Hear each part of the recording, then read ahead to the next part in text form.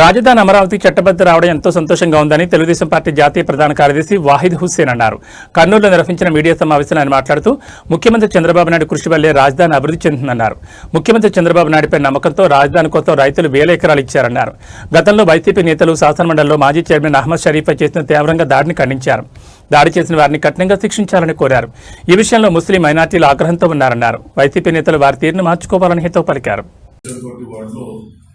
ఈ మూడు రాజధానులు అనే ఒక కుట్ర కోణాన్ని బయటికి తీసుకొచ్చాం.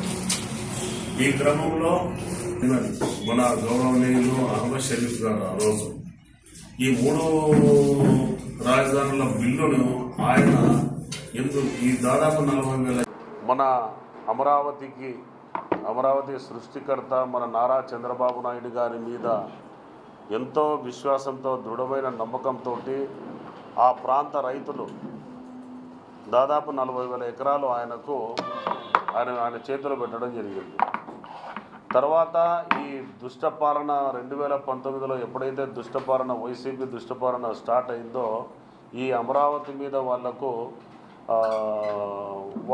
సీతకన్ను పెట్టి వాళ్ళు అమరావతిని అక్కడి నుంచి నాశనం చేయాలి, ఈ రైతుల జీవితాలను బుక్కిపాలు చేయాలనే ఉద్దేశంతో వాళ్ళు ఈ మూడు రాజధానులు అనే ఒక కుట్ర కోణాన్ని బయటికి తీసుకొచ్చారు.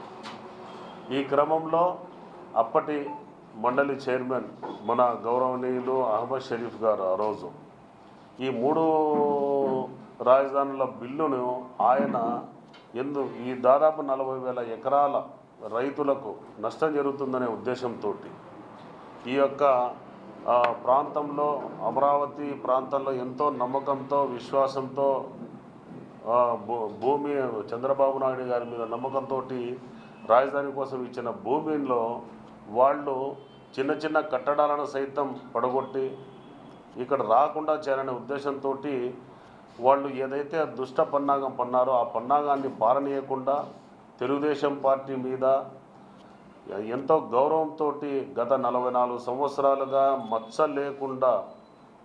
లేకుండా ఆయన తెలుగుదేశం పార్టీలో కొనసాగుతున్నటువంటి గౌరవనీయులు పెద్దలు అహ్మద్ షరీఫ్ గారి మీద ఎన్నో వాళ్ళు నోటికి వచ్చినట్టు మాట్లాడారు, చేయి చేసుకున్నారనే విషయం నిన్న మాకు పత్రికల ద్వారా తెలిసిన తర్వాత ఈరోజు నేను అహ్మద్ షరీఫ్ గారిని కాంటాక్ట్ కావడం జరిగింది.